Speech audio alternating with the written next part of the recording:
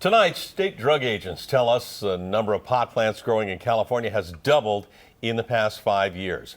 Doubled. And now people from around the world are coming here to cash in. Much of California's pot grows here in Humboldt County.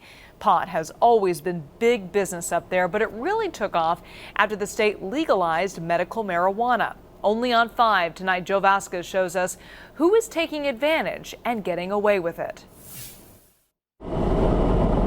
When the sound of Chopper 5 sends these guys scrambling, you know they have something to hide. They're rushing to cover up greenhouses full of marijuana. Miles away, you can see the greenhouses, they're so big. Humboldt County Sheriff's Detective Chandler Baird shows us how growers are now clear-cutting 100-year-old redwoods, leveling hills, and sucking dry rivers that are already stricken by drought. These plants can take well over a gallon of water a day. Not to mention the violence. We do come across a lot of firearms.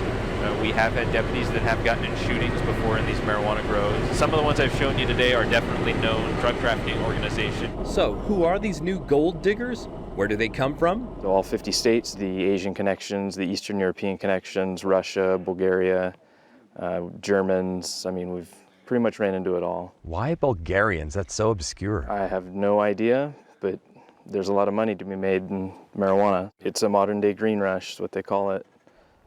Green rush instead of gold rush. Yep. Take this grow operation near the town of Bridgeville. Sheriff deputies busted it last year, destroying some 400 pounds of harvested marijuana and almost 2,000 plants. Almost all 16 suspects arrested are Bulgarian nationals, 6 on expired visas.